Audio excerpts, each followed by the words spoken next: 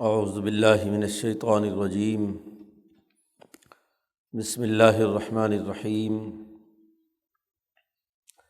یا ایہا الذین آمنوا لا تقولوا راعنا وقولوا انظرنا واسمعوا وللکافرین عذاب علیم۔ ما یود الذین کفروا من اہل الکتاب ولا المشرکین ان ینزل علیکم من خیر من ربکم واللہ یختص برحمتہ من یشاء واللہ ذو الفضل العظیم۔ ما ننسخ من آیۃ او ننسها نأت بخیر منہا او مثلہا الم تعلم ان اللہ علی کل شیء قدیر۔ الم تعلم ان اللہ لہ ملک السماوات والارض وما لکم من دون اللہ من ولی ولا نصیر۔ ام تريدون ان تسألوا رسولکم کما سئل موسیٰ من قبل ومن يتبدل الكفر بالایمان فقد ضل سواء السبیل۔ ود کثیر من اہل الکتاب لو یردونکم من بعد ایمانکم کفارا حسدا من عند انفسہم من بعد ما تبین لہم الحق فاعفوا واصفحوا حتی یأتی اللہ بامرہ ان اللہ علی کل شیء قدیر۔ واقیموا الصلاۃ وآتوا الزکاۃ وما تقدموا لانفسکم من خیر تجدوہ عند اللہ ان اللہ بما تعملون بصیر۔ وقالوا لن يدخل الجنة الا من كان هودا او نصارى تلك امانیہم قل ہاتوا برہانکم ان کنتم صادقین۔ بلی من اسلم وجہہ للہ وہو محسن فلہ اجرہ عند ربہ ولا خوف علیہم ولا ہم یحزنون۔ بنی اسرائیل کی خرابیوں کا پیچھے تذکرہ ہے۔ کوئی قوم جب زوال کا شکار ہو جاتی ہے، پستی کی حالت میں آ جاتی ہے، تو اس کا ایسا مزاج بگڑ جاتا ہے کہ وہ انبیاء علیہم السلام کی تعلیمات کو مسخ کر کے ذاتی اور گروہی مقاصد کے لیے استعمال کرتی ہے۔ ایسی جماعت جب پستی کی آخری حد پر گر جائے، جو انسانی افراد اس جماعت کی صحبت اختیار کریں گے تو وہ بھی اسی کے مرض میں مبتلا ہو جاتے ہیں۔ اس لیے ایک سچی انقلابی جماعت کی تیاری کے لیے یہ ضروری ہے کہ ایسی رجعت پسند، پستی کی حالت میں مبتلا، زوال پذیر جماعت اور قوم سے نوجوانوں کو بچا کر رکھا جائے، ان کو اس سے دور رکھا جائے، کیونکہ ان کی صحبت میں رہیں گے تو ان جیسے ہی رجعت پسندانہ خیالات، فرسودہ تصورات اور پست سوچ ان کے اندر پیدا ہوگی۔ یہودیوں کی حالت یہ ہو چکی تھی مدینہ منورہ میں کہ اب ان کی صحبت سے کوئی اچھائی کی بات کی امید نہیں تھی۔ نبی اکرم صلی اللہ علیہ وسلم کی آمد سے پہلے یثرب کے مشرک اوس اور خزرج کے لوگ، ان کے دلوں میں یہودیوں کی بڑی عظمت تھی کہ یہ اہل کتاب ہیں،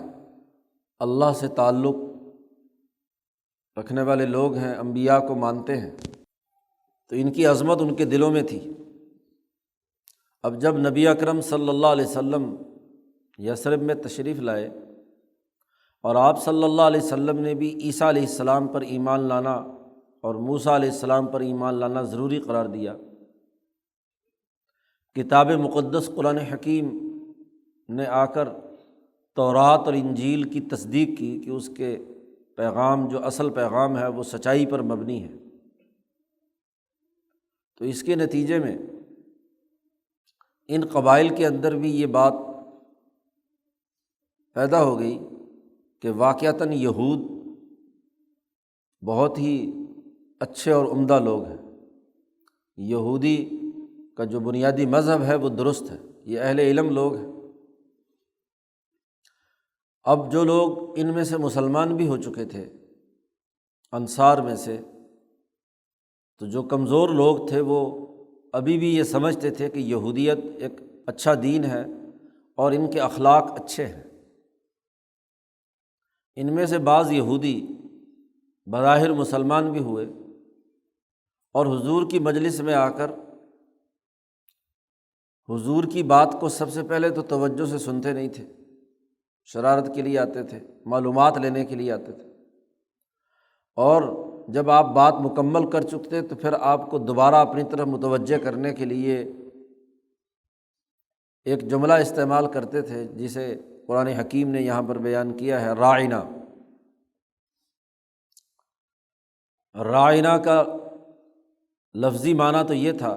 بظاہر کہ آپ ہماری رعایت کریں، یعنی دوبارہ اس بات کو بیان کریں،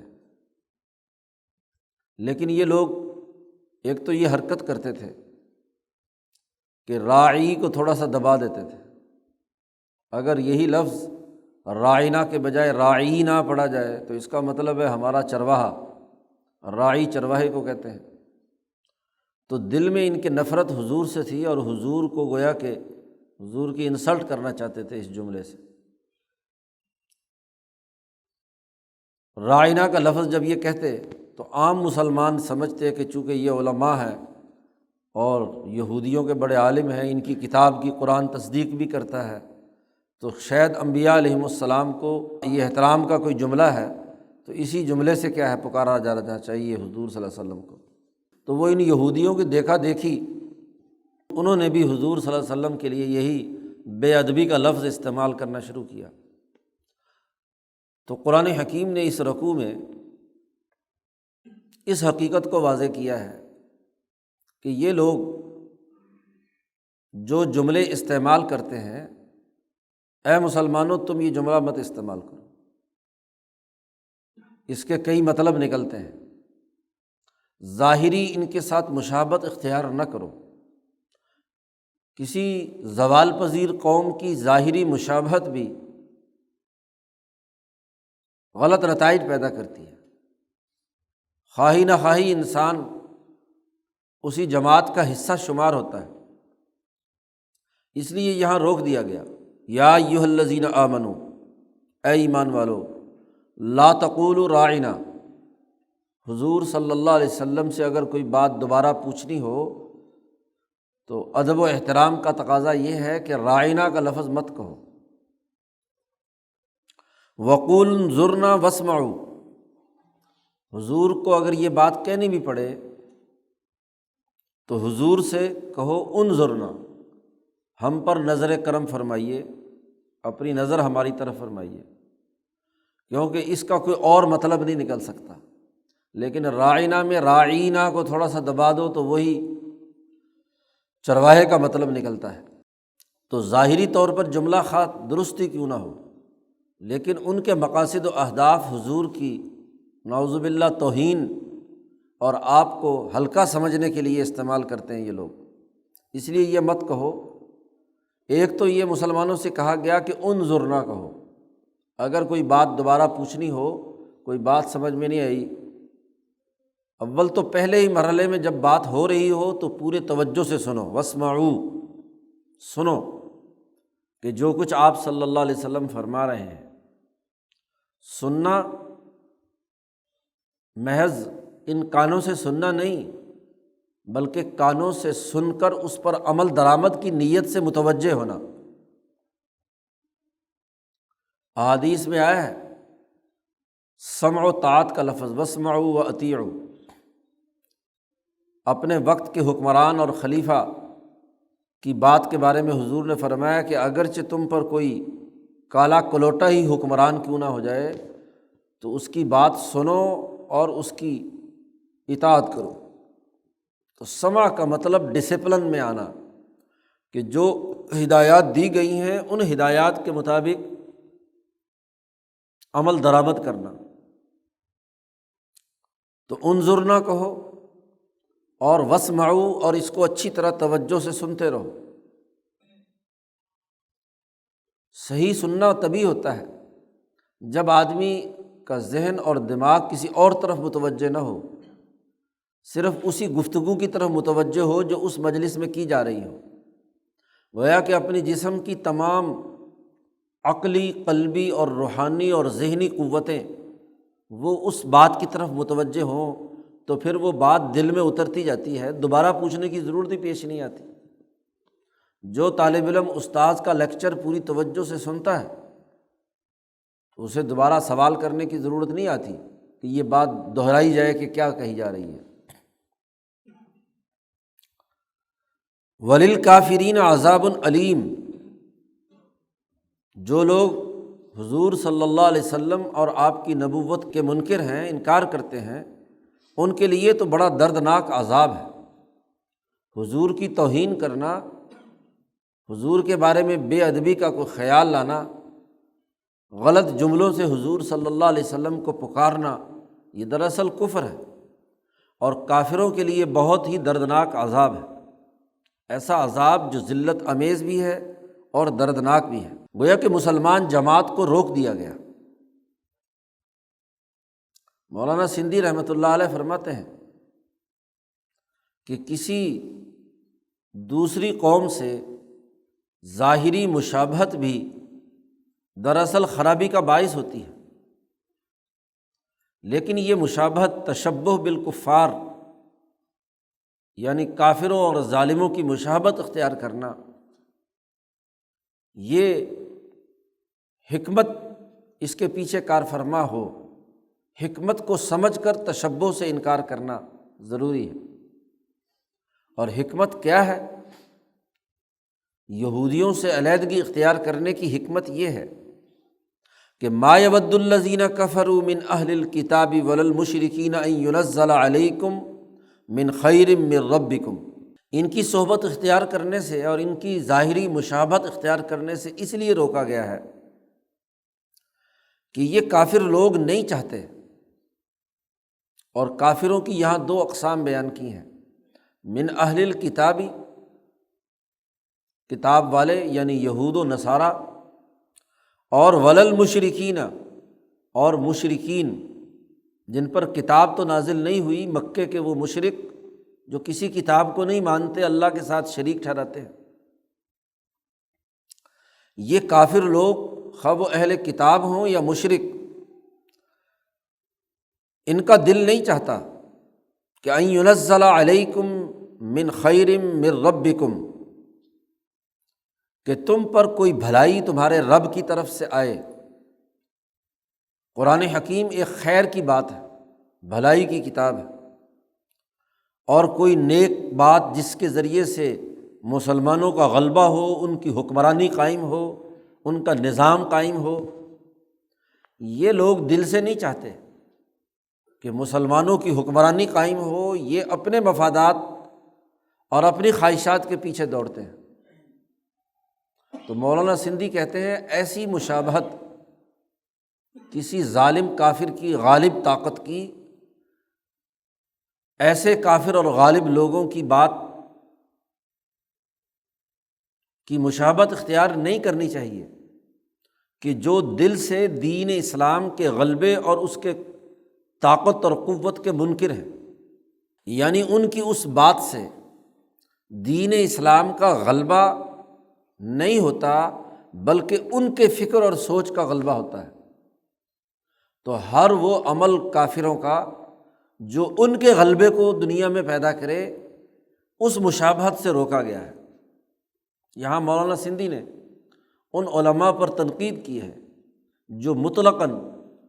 کافروں کے ہر کام کی مشابہت کو ممنوع قرار دیتے ہیں کہ ان کی مشابہت اختیار نہیں کرنی چاہیے۔ اب اگر انہوں نے کوئی سائنس ٹیکنالوجی دریافت کی ہے، انہوں نے کوئی انسانیت کی بھلائی کا ایسا طریقہ دریافت کیا ہے جس کی وجہ سے ان کو غلبہ ہوا ہے، اب کہا جائے کہ چونکہ یہ اچھا کام کافر کر رہے ہیں اب ہمیں یہ اختیار نہیں کرنا چاہیے، یہ تشبہ بالکفار ہے۔ مولانا سندھی کہتے ہیں یہاں ہندوستان میں جن علماء نے انتہا پسندی سے کفار کی مشابہت کو روکنے پر بڑی بڑی کتابیں اور لٹریچر لکھا ہے، وہ بیچارے حیران و پریشان ہوتے ہیں جب ان کی بعض مفید چیزیں خود استعمال کرنی پڑتی ہیں تو خود ہی پہلے فتویٰ دیتے ہیں کہ ان کی بات مت مانو۔ انہوں نے اگر میڈیکل سائنس میں کوئی دریافت کی ہے، انہوں نے کوئی اور کسی سائنسی شعبے میں نئی چیز دریافت کی ہے جس سے انسانوں کے لیے سہولتیں اور خیر کا پہلو نکلتا ہے، تو مجبور ہو کر اسے استعمال بھی کرتے ہیں اور پھر عام لوگوں کو منع کرتے ہیں کہ نہیں ان کے پاس نہ جایا کرو، ان کے ہسپتال میں علاج نہ کرایا کرو، ہاں جی، اپنی طب میں علاج کرو، اپنا فلانے میں علاج کرو۔ یہ جو انتہا پسندی پیدا ہو جاتی ہے یہ بالکل غلط بات ہے۔ تشبہ صوری یعنی کافروں کے ظاہری اعمال کی ظاہری مشابہت کے اختیار کرنے نہ کرنے کے پیچھے حکمت کار فرما ہے۔ یہ دیکھو کہ ان کے اس عمل اور ان کی اس تائید سے ان کا سرمایہ دارانہ سسٹم اگر غالب آتا ہے تو اس کی سرمایہ دارانہ پہلو کا غلبہ ہے، تو پھر تو اس کی اس سرمایہ داری کا انکار کرو، اس کی اس سرمایہ پرستی کی مذمت کرو، اس سے علیحدگی اختیار کرو۔ لیکن ان میں جو مفید پہلو ہے، حکمت کے اصول پر کوئی خیر کی بات ہے تو اس خیر کی بات کو قبول کرو۔ اگر کوئی نئی چیز دریافت ہوئی ہے اور وہ کافر یہودی یا عیسائی استعمال کر رہے ہیں، اس کے نتیجے میں دین کا بھلا یا دین کا غلبہ ہوتا ہے، تو اب قومی جمہوری نظام اگر سوسائٹی میں ایک طاقت اور قوت پیدا کرتا ہے، آج کے دور کا یہ ایک ہتھیار ہے طاقت اور قوت اور حکمرانی پیدا کرنے کے لیے، اس کو اس لیے چھوڑ دیا جائے کہ یہودی کرتے ہیں، یہ عیسائی یہ کرتے ہیں یا ہندو یہ کرتے ہیں، یہ بڑا غلط تصور ہے۔ تو قرآن حکیم میں یہاں اللہ تبارک و تعالیٰ نے ان کو ظاہری مشابہت سے جو روکا ہے کہ جیسے یہ لوگ رائنا کہتے ہیں تم بھی نہ کہو، تو اس کی وجہ اور حکمت بھی بیان کر دی آگے کہ ما یود الذین کفروا من اہل الکتاب ولا المشرکین،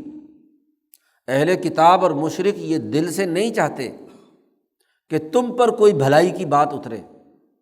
تمہارے رب کی طرف سے۔ انسانیت کی بھلائی کی باتوں سے روکنے کے لیے آج جو ترقیات کے اور انسانی فلاح و بہبود کے امور ہیں ان سے روکنے کے لیے ان لوگوں کو پرانے رجت پسندانہ فرسودہ تصورات اور فرقہ واریت میں الجھا دینا، تو یہی تو آج ان یہودی خصلت اور ان مشرک لوگوں کا مقصد ہے کہ نام اسلام کا استعمال کرے اور اسلام کے اس رجت پسندانہ تصور کو، فرسودہ تصور کو ان کے اندر پیدا رکھے کہ جدید ترقیات اور کامیابی کے امور کی طرف یہ متوجہ ہی نہ ہو۔ تو حکمت کے اصول پر جب محققین کام کرتے ہیں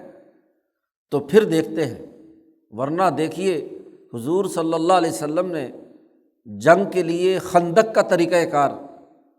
کسرا ایرانیوں سے سیکھا۔ سلمان فارسی نے غزوہ خندق کے موقع پر حضور کو مشورہ دیا کہ ایسے موقع پر جب بہت سارا اتحادی قوتیں حملہ آور ہو گئیں مدینہ پر، بظاہر ان کا مقابلہ کرنا بڑا مشکل ہے، تو اب جنگی حکمت عملی کے طور پر ایرانی لوگ خندق کھودتے ہیں اپنے حصار کے قیام کے لیے۔ تو حضور صلی اللہ علیہ وسلم نے ان کافروں اور ایرانیوں کی کسرا ایران کی تقلید کرتے ہوئے یا اس کی بات کو مفید سمجھتے ہوئے آپ صلی اللہ علیہ وسلم نے حکم دیا خندق کھودو۔ اب تین طرف پہاڑ تھے جس کی وجہ سے کوئی بھی فوج ان پہاڑوں سے، چونکہ نوکدار پہاڑی علاقہ ہے وہ، وہاں کوئی بھی چڑھ کر مدینہ میں نہیں آ سکتا تھا۔ ایک طرف ایسی تھی کہ جو وادی تھی جہاں سے لشکر حملہ آور ہو سکتے تھے مدینہ میں، تو اس پورے علاقے میں حضور صلی اللہ علیہ وسلم نے خندق کھود دی، تو دفاعی نظام مضبوط بنایا۔ تو کفر کی ہر بات کی تشبیہ یا ظاہری نقل اتارنا یہ جرم نہیں۔ یہاں جو ان لوگوں کو روکا گیا ہے یہودیوں کی اس بری عادت سے، اس کے پیچھے یہ بات کار فرما ہے کہ اس میں کوئی خیر کا پہلو نہیں ہے۔ ان ينزل علیکم من خیر من ربکم واللہ یختص برحمتہ من یشاء، اللہ تعالیٰ اپنی رحمت کے لیے جسے چاہتا ہے خاص کر لیتا ہے۔ واللہ ذو الفضل العظیم، اور اللہ تعالیٰ بہت ہی بڑے فضل والا ہے۔ اب اگر ایک زمانے میں یہودیوں کو ترقی دی ہوئی تھی، موسیٰ علیہ السلام آئے تھے، عیسائیوں کو ترقی تھی کہ عیسیٰ علیہ السلام آئے تھے، اب یہ اللہ کا فضل محمد مصطفیٰ صلی اللہ علیہ وسلم پر ہوا، قرآن حکیم کی صورت میں یہ خیر اور بھلائی دنیا میں آئی، تو یہ اللہ نے فضیلت دی ہے۔ تو اس خیر اور بھلائی کو یہ لوگ قائم نہیں کرنے دینا چاہتے، سرمایہ پرستی اپنے مفادات اس پہ غالب کرنا چاہتے ہیں۔ تو کسی بھی ان کے عمل کا تجزیہ کیا جائے کہ اگر اس کے پیچھے انسانی بھلائی کا پہلو ہے تو ضرور اس کو قبول کیا جا سکتا ہے، اور اگر اس میں سرمایہ پرستی ہے، لوٹ مار ہے، انسانیت کے لیے نقصان ہے، بھلائی کی کوئی بات نہیں ہے، تو اس کو رد کیا جائے۔ مدینے کے ان یہودیوں نے اوس اور خزرج جو مدینے کے مشرک قبائل تھے، ان میں یہ بات پہلے سے پیدا کی ہوئی تھی کہ یہودی ایک ایسا مذہب ہے کہ یہ قیامت تک چلے گا، اس کو کوئی طاقت منسوخ نہیں کر سکتی، یہ اپنے دور کی حق کتاب ہے تورات، اس کے اندر کوئی نسخ نہیں ہوگا۔ اب جب نبی اکرم صلی اللہ علیہ وسلم مدینہ منورہ میں تشریف لائے اور قرآن حکیم نے آ کر تورات کی مجموعی تعلیمات کی تصدیق کی، تو یہ یہودی مزید طاقتور اپنے آپ کو بنانے لگے، اور وہ جو انصار تھے ان کے دماغ میں بھی اس کی عظمت بیٹھ گئی کہ یہ بات صحیح کہتے تھے کہ قرآن نے بھی آ کر ان یہودیوں کی اس بات کی تصدیق کی ہے۔ تو تصدیق تو ہو گئی مجموعی طور پر، لیکن ہوا کیا؟ مدینہ منورہ میں ابتدائی 17 مہینے حضور صلی اللہ علیہ وسلم نے، چونکہ مدینہ کے یہودی بیت المقدس کی طرف رخ کر کے نماز پڑھتے تھے، تو آپ صلی اللہ علیہ وسلم بھی ان کی مشابہت اختیار کرتے ہوئے بیت المقدس کی طرف رخ کر کے نماز پڑھتے رہے۔ تو اس سے یہودی بڑے خوش ہوئے، اور جو مسلمان نئے نئے ہوئے بھی تھے اوس و خزرج میں سے، تو ان کے دل میں بھی یہودیوں کی عظمت رہی۔ لیکن ٹھیک 17 مہینے کے بعد یہ حکم منسوخ ہو گیا، اور بیت اللہ الحرام کی طرف رخ کر کے نماز پڑھنے کا حکم آیا۔ تو پہلا حکم منسوخ، دوسرا حکم جاری ہو گیا۔ تو یہودیوں نے کہا کہ عجیب بات ہے، ہماری کتاب میں تو کبھی نسخ نہیں ہوا، یہ محمد صلی اللہ علیہ وسلم پر جو کتاب آئی ہے اس کے اندر نسخ بھی ہوتا ہے۔ اللہ پاک کی طرف سے اگر یہ کتاب ہوتی تو اس میں کوئی حکم منسوخ نہ ہوتا۔ کیا اللہ میاں کو پہلے نہیں پتہ تھا کہ جی خانہ کعبہ کی طرف رخ کر کے نماز ہونی چاہیے تھی؟ پہلے اللہ میاں نے حکم دیا بیت المقدس کی طرف رخ کرو، اور اب بیت اللہ الحرام کی طرف رخ کرنے کا حکم دیا جا رہا ہے۔ اس سے پتہ چلا کہ یہ گویا کہ نعوذ باللہ اللہ کی طرف سے کتاب نہیں ہے۔ یہ انہوں نے اعتراض کیا یہودیوں نے، اور یہ بات کچھ مسلمانوں کے دلوں پر بھی، جو کمزور قسم کے مسلمان ہوئے تھے انصار میں سے، اوس و خزرج میں سے، ان کے دلوں پر بھی اثر کر گئی۔ تو اللہ تبارک و تعالیٰ نے اس نسخ کے مسئلے کو یہاں پر واضح کیا ہے۔ اس کو سمجھنے کے لیے اس سے اگلی آیت بطور دلیل کے بیان کی ہے۔ بات یہ ہے کہ اس کائنات کا حاکم مطلق، احکم الحاکمین اللہ تبارک و تعالیٰ ہے۔ جب حکمرانی کا نظام اس کا ہے تو حکمران کی مرضی، جب جی چاہے ایک حکم دے اور جب جی چاہے دوسرا حکم دے۔ حکومت کا مقصد انسانوں کی تعلیم و تربیت اور ان کو سہولت بہم پہنچانا ہے۔ ایک وقت میں اگر ایک چیز انسان کے لیے فائدہ کی ہے تو اس وقت اس کا حکم جاری کیا جائے گا،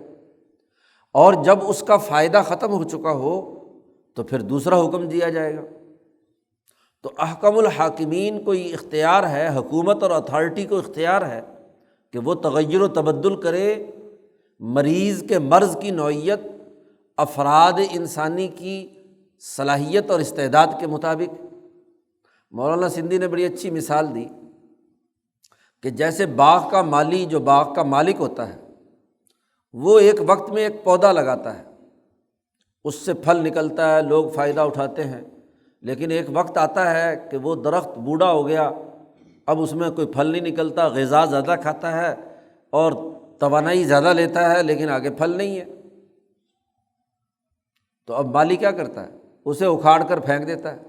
اور اس کی جگہ پر ایک نیا پودا لگا دیتا ہے، تاکہ اس کے ذریعے سے مقصد تو پھل حاصل کرنا ہے،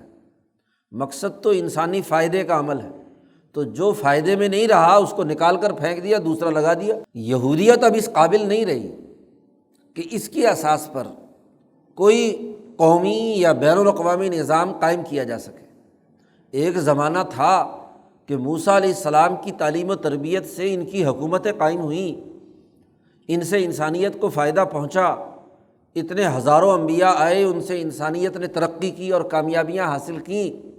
لیکن اب یہ جو رجت پسند مذہبی طبقے کا یہودیت کا پودا ہے، یہ اب اس قابل نہیں رہا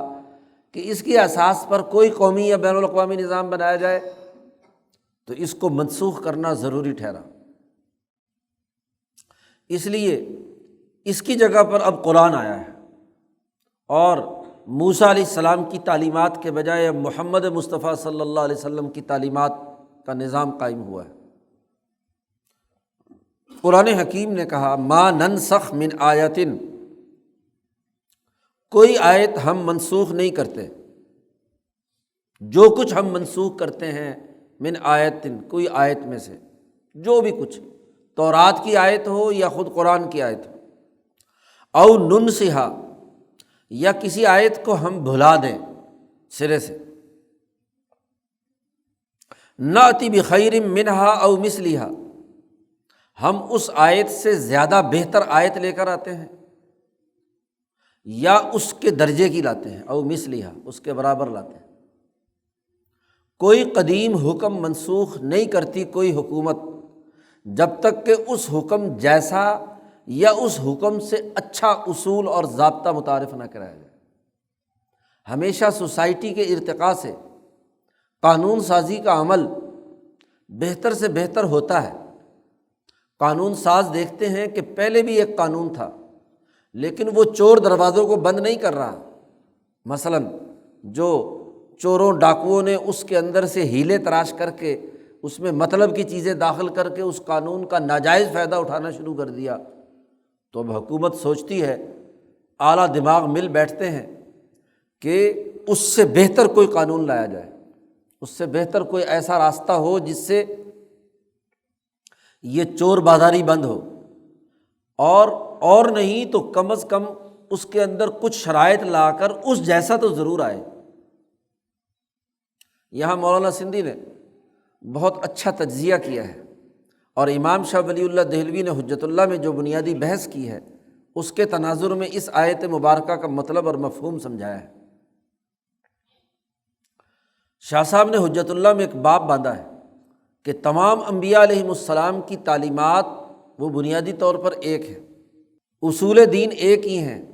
وہ اصول دین آدم کے بھی تھے، نوح کے بھی تھے، موسیٰ علیہ السلام کے بھی تھے، عیسیٰ کے بھی تھے، داؤد اور سلیمان کے بھی تھے، اور آج محمد مصطفیٰ صلی اللہ علیہ وسلم کے بھی وہی ہیں۔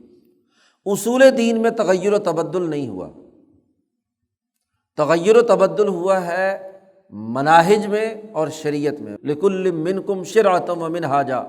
ہم نے تمہارے میں سے ہر ایک کے لیے الگ شریعت اور الگ منہاج۔ یہ جو مثلیہ کا لفظ یہاں استعمال کیا، مثلیت حکم، یہ مناہج اور شرائع میں ہے۔ موسیٰ علیہ السلام پر نماز تھی فرض، لیکن 2 وقت کی، اور ہماری شریعت میں یہ نماز 2 کے بجائے 5 وقت میں ہو گئی۔ نماز وہی ہے، لیکن اس کی مقدار اور تعداد جو ہے وہ بڑھا دی گئی۔ طہارت کا حکم ان کے ہاں بھی تھا، لیکن کپڑے کو کاٹ دینے کی صورت میں جس پر گندگی لگی ہے، لیکن ہم پر اس کو دھونے کا۔ تو طہارت والے حکم کی جو عملی شکل ہے، یعنی منہج ہے، اس کا جو پروسیجر ہے یا طریقہ کار ہے، سسٹم ہے، اس کے اندر تغیر و تبدل ہوتا ہے۔ یہ تو مثلیہ ہے، لیکن بسا اوقات ضرورت پیش آتی ہے کہ بنیادی اصولوں میں بھی کوئی ایسی تبدیلی جس سے وہ اس دور کے تقاضے کے مطابق ہو جائے۔ جیسے اخبات الی اللہ، اللہ کے سامنے جھکنے کا عمل، تو اخبات کے طریقے میں، اخبات اللہ کی نوعیت میں، اصول میں فرق پڑ گیا کہ ان کے ہاں اگر کسی کے ہاں رکوع نہیں تھا یا کسی کے ہاں کوئی اور چیز داخل نہیں تھی، نبی اکرم صلی اللہ علیہ وسلم نے اس میں آ کر اس رکوع کو بھی داخل کر دیا، جیسے کہ پیچھے گزرا ورکعوا مع الراکعین، کہ رکوع کرنے والوں کے ساتھ رکوع کرو۔ ان کی عبادت کے اندر رکوع نہیں تھا، قیام اور سجدہ تھا۔ کوئی اصول بخیر منہا، اصول جب بھی آتا ہے وہ پہلے سے زیادہ بہتر ہوتا ہے۔ تو قدیم کسی حکم کو منسوخ کیا جائے یا لوگوں کے ذہنوں سے اسے بھلا دیا جائے، تو ہم کسی حکم کو جب منسوخ کرتے ہیں یا کسی آیت کو بھلا دیتے ہیں تو نأتی بخیر منہا، اس سے بہتر قانون لے کر آتے ہیں، اصول لاتے ہیں، او مثلہا، یا اس جیسا ہی ہوتا ہے شرائع اور مناہج میں۔ الم تعلم ان اللہ علی کل شیء قدیر، کیا تو نہیں جانتا کہ اللہ تعالیٰ ہر چیز پر قادر ہے؟ اگر ہم یہ کہیں کہ ایک قانون ایک دفعہ جاری ہو گیا یا ایک آیت آ چکی، اب اللہ پاک بھی خود اس کے اندر تبدیلی کرنے کی طاقت نہیں رکھتا، تو یہ تو اللہ کی قدرت کا انکار ہے۔ جب اسے حاکم میں مطلق مان لیا، اس کی حکمرانی تسلیم کر لی، تو حکمران تو ہوتا ہی وہ ہے کہ جو جس وقت انسانیت کے جو مناسب سمجھے وہ حکم جاری کرے۔ تو نسخ کوئی عیب نہیں ہے، نسخ کوئی خرابی کی بات نہیں ہے، نسخ تو اللہ کی حکمرانی اور اس کی قدرت کو زیادہ طاقت اور قوت کے ساتھ منوانے کی سب سے بڑی دلیل ہے۔ جس بات کو یہ یہودی قرآن کا عیب یا نقص بتلا رہے ہیں، یہ عیب نہیں ہے بلکہ یہ اللہ کی طاقت اور قدرت کی علامت ہے۔ اس لیے ایک اور جملہ آگے استعمال کیا، الم تعلم، کیا تجھے معلوم نہیں کہ ان اللہ لہ ملک السماوات والارض، کہ اللہ کی سلطنت آسمانوں اور زمینوں پر ہے، اللہ ہی حکمران ہے، وہی مالک الملک۔ جب وہ مالک الملک ہے تو اپنی سلطنت اور بادشاہت میں جو چاہے مرضی حکم جاری کرے، یہ اس کی حکمرانی کی رٹ اور اس کی طاقت اور قوت کا مظہر ہے۔ وَمَا لَكُم مِّن دُونِ اللَّهِ مِن وَلِيٍّ وَلَا نَصِيرٍ، تمہارے لیے اللہ کے سوا کوئی حمایتی اور کوئی مددگار نہیں ہے۔ ولایت کسی اور کی نہیں ہو سکتی اللہ کے مقابلے پر، اور نہ ہی کوئی مددگار ہے۔ جب اللہ ہی کی قدرت تمام چیزوں پر شامل ہے تو اللہ نے اگر ایک زمانے میں تورات نازل کی تھی، آج قرآن نازل کر دیا، پرانا فرسودہ نظام بیکار ہو گیا، اس میں انسانیت کے فائدے کی کوئی رمق باقی نہیں رہی، تو ایسے بوڑھے درخت کو اٹھا کر باہر پھینک دینا چاہیے۔ ایسے رجت پسند طبقے کے خلاف تو انقلاب کی ضرورت ہے، ایسے فرسودہ احکامات کو تو چھوڑ دینا چاہیے۔ یہی وجہ ہے کہ حضرت نبی اکرم صلی اللہ علیہ وسلم کے سامنے حضرت عمر فاروق تورات کی کچھ کاغذات انہیں مل گئے، حضور کی مجلس میں وہ پڑھنے لگے، تو جیسے جیسے تورات پڑھ رہے ہیں حضور صلی اللہ علیہ وسلم کا چہرہ انور غصے سے سرخ ہو رہا ہے۔ عمر اپنے دھیان میں تورات پڑھتے جا رہے ہیں کہ اللہ کی کتاب ہے۔ ابو بکر صدیق رضی اللہ تعالیٰ عنہ بھی مجلس میں تشریف فرمایا، انہوں نے حضور کے چہرہ انور کو دیکھا، عمر کو کونی ماری کہ دیکھو کیا کر رہے ہو۔ انہوں نے جو نظر اٹھا کر دیکھا تو حضور کا چہرہ انور غصے سے سرخ تھا۔ جیسے ہی عمر کی توجہ ہوئی تو حضور صلی اللہ علیہ وسلم نے فرمایا، اے عمر، خدا کی قسم اگر آج موسیٰ بھی آ جائے تو اسے بھی میری اتباع کرنی ہوگی، تم آج اس زمانے میں تورات کی باتیں سنا رہے ہو۔ تو حضرت عمر نے معافی مانگی، توبہ کی، استغفار کی کہ غلطی ہوئی۔ بات یہ ہے کہ جب کوئی قانون اور ضابطہ پرانا ہو جائے تو اب وہ منسوخ کر دیا جاتا ہے۔ اب جب منسوخ ہو گیا تو کسی قدیم قانون کی بنیاد پر کسی سوسائٹی کو استوار نہیں کیا جا سکتا،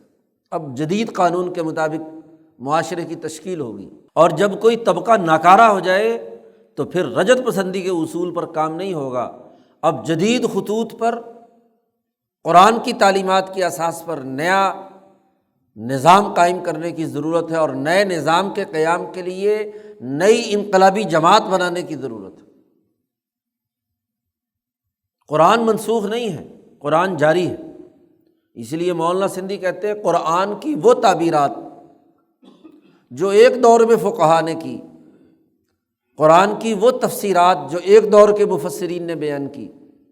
قرآن کی وہ تشریحات جو ایک دور کے صوفیاء نے بیان کی، وہ زمانہ لد گیا۔ اب اس کی اساس پر اہلیت پیدا ہونا بند ہو گئی۔ یہ سارے مذہبی طبقات تعویذ گنڈوں میں مبتلا ہو گئے، سحر اور جادو نگری کے اندر مبتلا ہے۔ سرمایہ پرستی ان کی وجہ سے رک نہیں رہی بلکہ پیدا ہو رہی ہے۔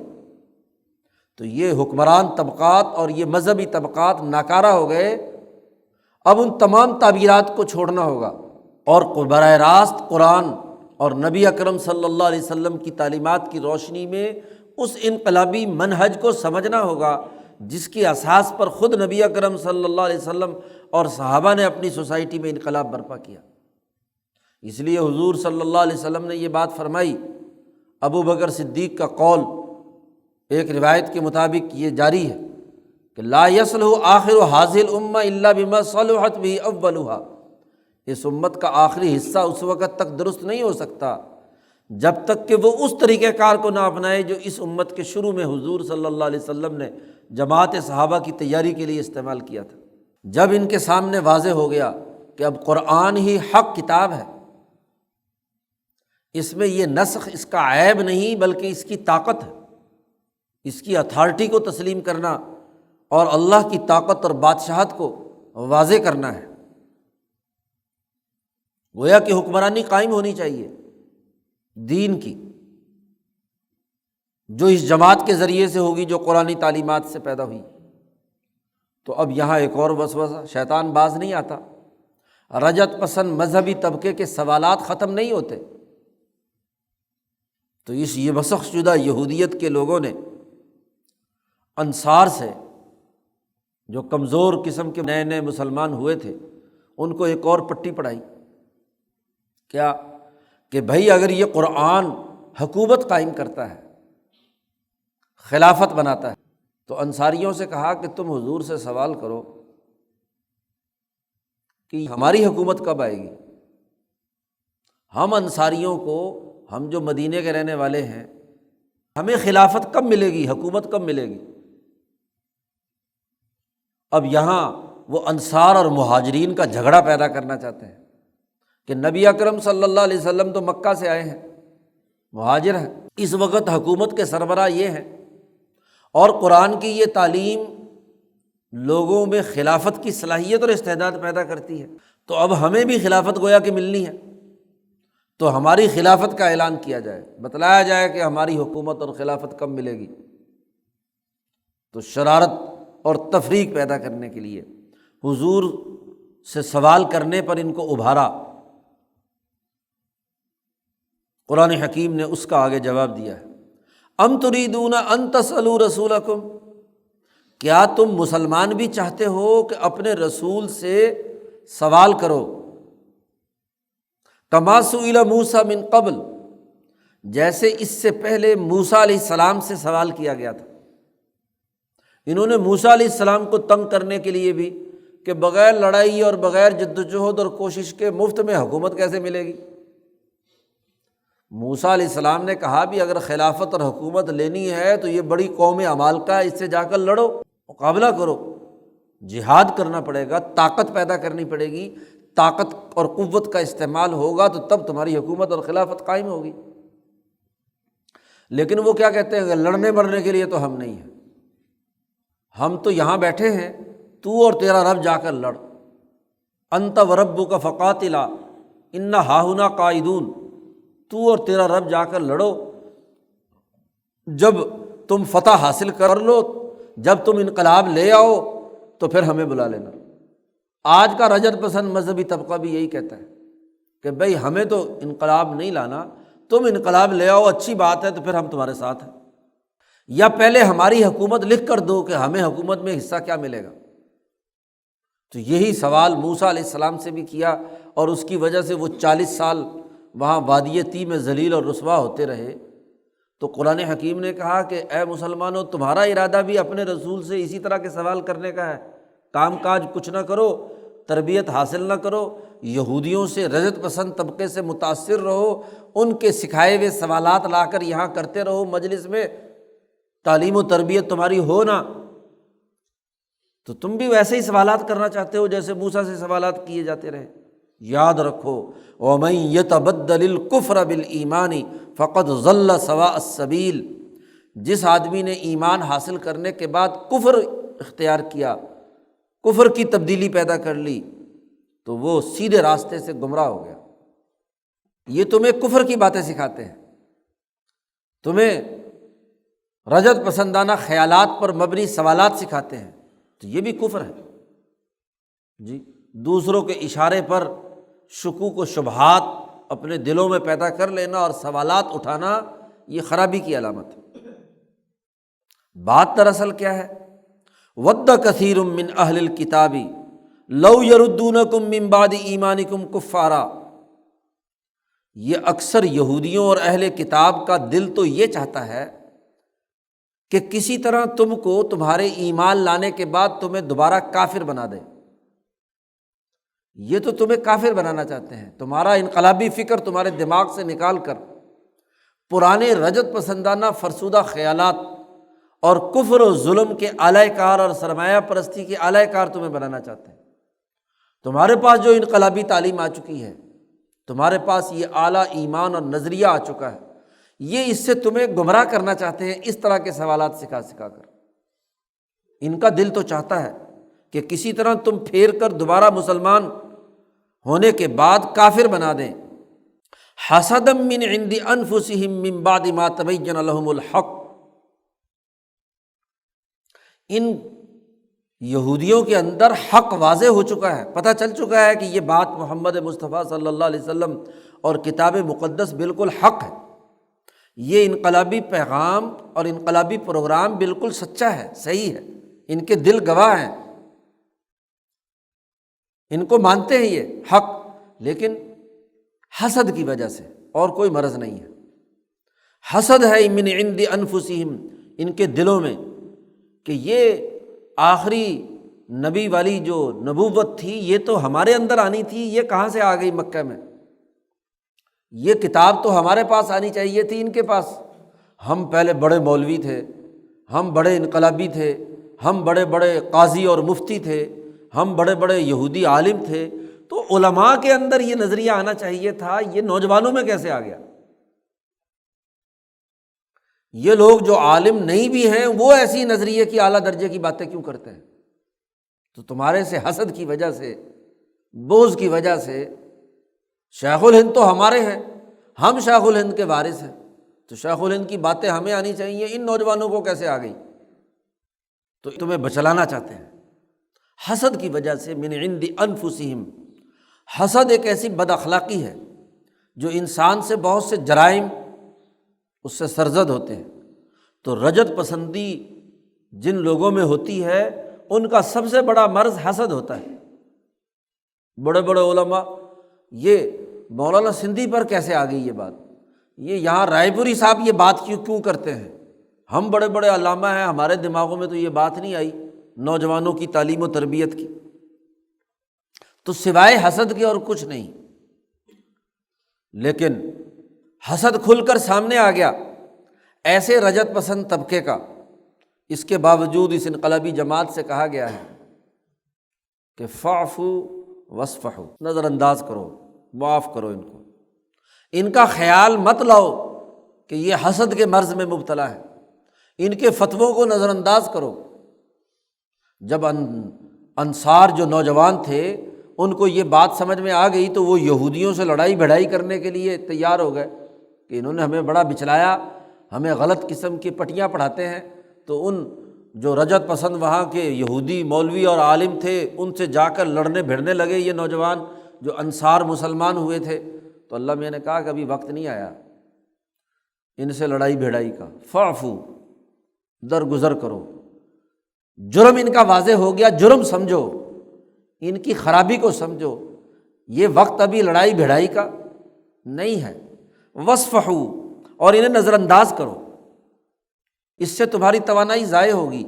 خود اپنے نظریے کو مضبوط بناؤ، اپنی اجتماعیت کو طاقتور بناؤ، طاقت بنے گی حتیٰ یأتی اللہ بامرہ، جب تک اللہ کوئی نیا حکم جاری نہ کرے۔ ایک وقت آئے گا کہ اس رجعت پسند یہودیت کو مدینے سے نکالنا ضروری ہو جائے گا، ان تمام طبقات کو اس مدینے کی سوسائٹی سے خود پوری سوسائٹی دھکے دے کر باہر نکالے گی۔ لیکن ابھی لڑائی مت کرو، ابھی اپنی طاقت مضبوط بناؤ، ان کو سمجھو، ان کی خرابیاں سمجھو، ان کے حسد کو سمجھو، ان کے بغض کو سمجھو، ان کے جو الٹے سیدھے سوالات ہیں ان کے پیچھے مقاصد کو سمجھو۔ فوری طور پر لڑائی کی ضرورت نہیں، ابھی عدم تشدد کے اصول پر فاعفوا واصفحوا نظر انداز کرتے رہو حتیٰ یاتی اللہ بامرہ، اللہ کا حکم آ جائے۔ ان اللہ علی کل شیء قدیر، بے شک اللہ تعالیٰ ہر چیز پر قدرت رکھتا ہے۔ چنانچہ یہی ہوا، 4-5 سال میں ان یہودیوں کی تمام خصلتیں تمام پر علم نشرہ ہو گئی۔ غزوہ احد کے موقع پر واضح طور پر سامنے آ گئی، اور پھر وہی قبیلہ جو ان کا حلیف تھا اسی کے سردار سے جب فیصلہ کرایا گیا کہ بتاؤ ان بنو قریظہ اور بنو نذیر کے لیے کیا کرنا چاہیے، انہوں نے عین جنگ کے موقع پر پیٹھ میں چھرا گھونپنے کی کوشش کی، تو کیا ہونا چاہیے؟ تو انصار کا وہ قبیلہ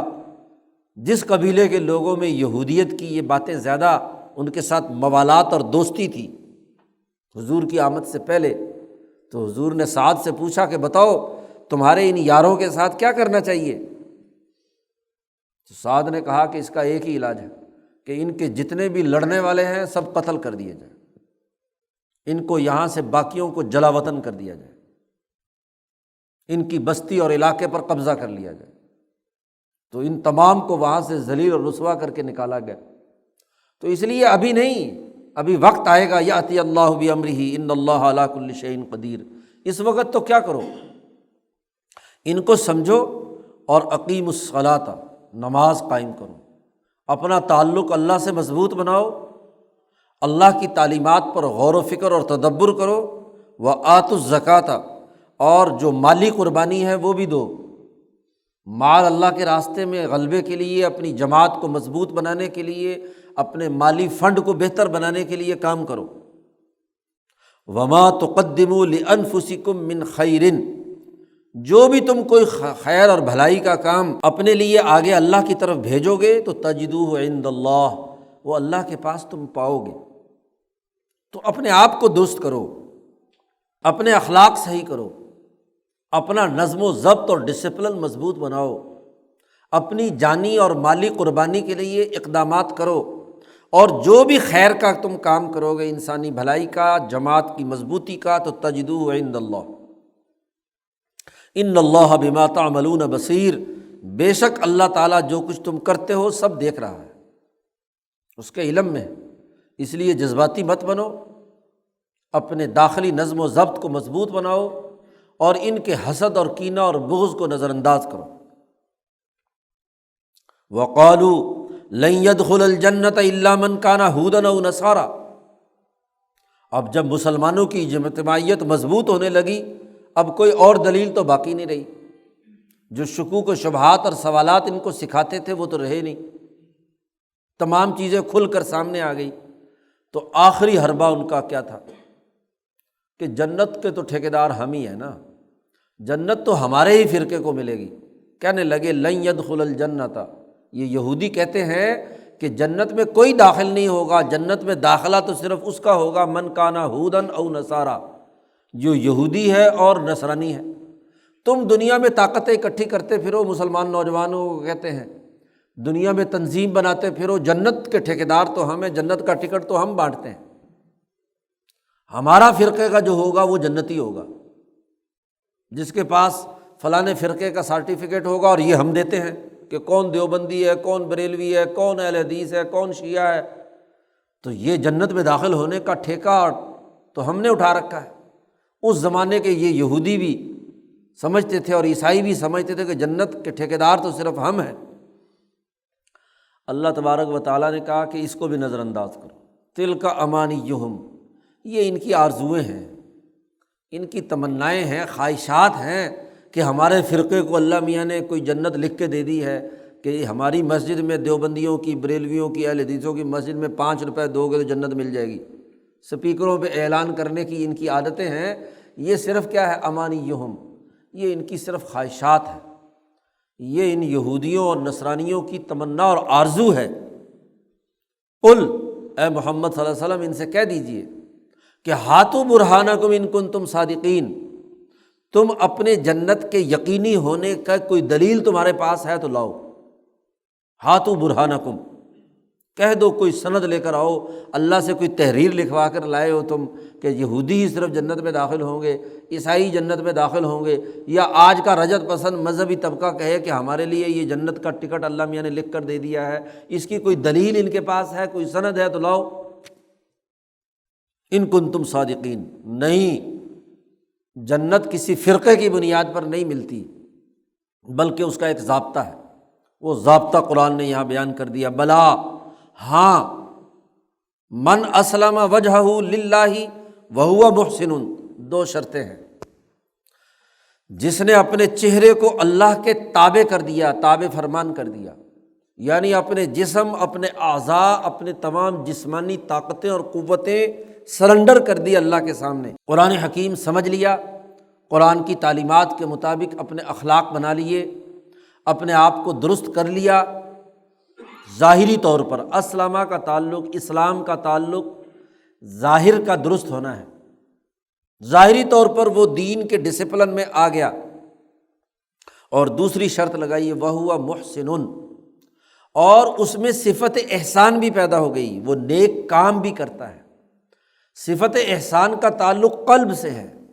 محض ظاہری دین کی رسومات اختیار کرنا نہیں، اسلامی کا لفظ لگا لینا کافی نہیں، اسلام کا لفظ یا ظاہری شکل و صورت اختیار کرنا کافی نہیں، بلکہ وہو محسن، یہ شرط لگائی ہے اس حال میں کہ وہ محسن بھی ہو۔ اور صفت احسان خود حضور صلی اللہ علیہ وسلم سے جبرائیل نے جب پوچھا کہ صفت احسان کیا ہے تو حضور نے فرمایا ان تعبد اللہ کأنک تراہ، تو اللہ کی عبادت ایسے کر کہ جیسا کہ تو اللہ کو دیکھ رہا ہے، اور اگر یہ نہیں تو کم از کم یہ کہ اللہ تجھے دیکھ رہا ہے۔ یعنی دل کی چاہت سے، دل کی محبت سے، دل کی اصلاح ہو، کوئی خود غرضی، مفاد پرستی، حسد، کینہ، بغض، عداوت دل میں نہ ہو، صرف اللہ کی رضا اور انسانیت کی بھلائی کی نیت ہو، اور ظاہری طور پر اسلام کے تمام جو احکامات ہیں ان کا ڈسپلن بھی ہو، تو فَلَهُ أَجْرُهُ عِنْدَ رَبِّهِ، اس کے لیے اس کے رب کے پاس اجر ہے، اور اس کے لیے نہ کوئی خوف ہے نہ کوئی غم ہے، لا خوف علیہم ولا هم يحزنون۔ تو یہ قاعدہ اور ضابطہ ہے۔ اگر آج سے پہلے یہودیوں کی کوئی خالص اور سچی جماعت یہی کام کرتی رہی، تورات پر پورے صدق دل سے عمل کرتی رہی، تو اس کے لیے جنت ہوگی، اور اگر عیسائیوں کی کوئی سچی جماعت آج سے پہلے حضور کی آمد سے پہلے سچے دل سے کام کرتی رہی تو وہ جنت میں جائے گی۔ اور آج دین حق آ چکا ہے قرآن حکیم کی شکل میں، اب قرآن حکیم کے مطابق جو ظاہری اعمال ہیں اور باطنی اشغال ہیں، ذکر و شغل ہے، تو ان کے لیے اجر ہے۔ آج اللہ کے احکامات کو مانے نا اور رسم یہودی خصلت کی یا رسم جو ہے عیسائیت کی اپنا لے، یا منسوخ شدہ رجت پسند امور کو اپنے پیش نظر رکھے، ایک پرانے دور کی چیز کو اپنے سامنے رکھیں، تو یہ ان کے لیے اجر کی بات نہیں ہے۔ فَلَهُ أَجْرُهُ عِنْدَ رَبِّهِ، اجر اس کے رب کے پاس ہے۔ یہاں بھی اللہ تبارک و تعالیٰ نے یہ سرٹیفکیٹ لکھ کر نہیں دیا کہ جو یہ 2 کام مانے گا وہ جنت میں ضرور داخل ہوگا، جنت کا لفظ استعمال نہیں کیا۔ فَلَهُ أَجْرُهُ عِنْدَ رَبِّهِ، اس کے رب کے پاس اس کا بڑا اجر ہے، اس اجر میں ایک جنت بھی ہے، باقی انعامات بھی ہیں۔ حضرت عائشہ صدیقہ رضی اللہ تعالیٰ عنہ اپنے گھر میں تشریف فرما ہے، حضور صلی اللہ علیہ وسلم تشریف لائے تو کوئی بچہ نوعمر فوت ہوا، تو حضرت عائشہ نے حضور سے کہا کہ یہ تو سیدھا جنت میں گیا، تو حضور ناراض ہوئے۔ حضرت عائشہ سے کہا تمہیں کیسے پتہ چلا کہ یہ جنت میں گیا؟ حضرت عائشہ نے عرض کیا کہ یہ معصوم ہے، بالغ نہیں ہوا، کوئی جرم گناہ نہیں ہوا، تو یہ جنت میں چلا گیا ہوگا۔ حضرت عائشہ سے حضور نے فرمایا کہ تم قطعی طور پر کسی انسان کے بارے میں کیسے کہہ سکتی ہو کہ یہ جنتی ہے؟ جنت تو اللہ تعالیٰ کا فضل ہے جی، اور اللہ تعالیٰ ہی فیصلہ کرنے والے ہیں، ہمیں کوئی اختیار نہیں ہے کہ اللہ کے کسی فیصلے میں ہم قطعیت کے ساتھ دلائل دیں، قطعی طور پر کہ یہ حکم لگائیں کہ اب یہ جنتی ہو گیا بس۔ تو جنت کا ٹکٹ تقسیم کرنے کا اگر اختیار اگر حضرت عائشہ صدیقہ رضی اللہ تعالیٰ عنہ کو نہیں ہے، اور وہ بھی کسی بچے کو، تو باقی کسی مولوی یا پیر کو کیسے اختیار ہو سکتا ہے کہ وہ جنت کے ٹکٹ بانٹے 5 روپے مسجد کے چندے کی بنیاد پر؟ جی، تو یہ بات نہیں ہے۔ اصول اور ضابطہ یہ ہے کہ من اسلم وجہہ للہ، جو اسلام لایا یعنی اپنے ظاہری اعضاء، اپنا چہرہ اللہ کے سامنے سپرد کر دیا، اور وہ محسن، اور وہ صفت احسان کے ساتھ بھی متصف ہوا کہ دل اس کا اللہ کی عبادت اور اللہ کے ساتھ سچے تعلق میں مشغول رہا، تو فلہ اجرہ عند ربہ ولا خوف علیہم ولا هم یحزنون، ان کے لیے نہ کوئی خوف ہے نہ کوئی غم۔ تو قرآن حکیم نے یہاں رجت پسند اس مذہبی طبقے کی تمام خرابیوں سے برات کا اعلان کرنے اور مسلمان جماعت کو اس فرسودہ جماعت کی صحبت سے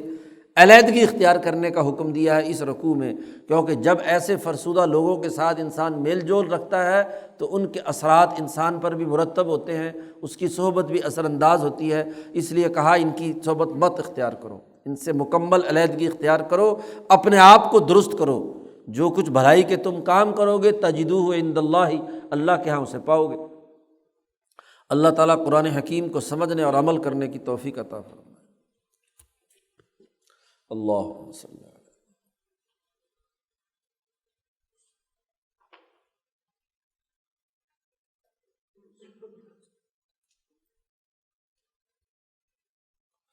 اجمعین۔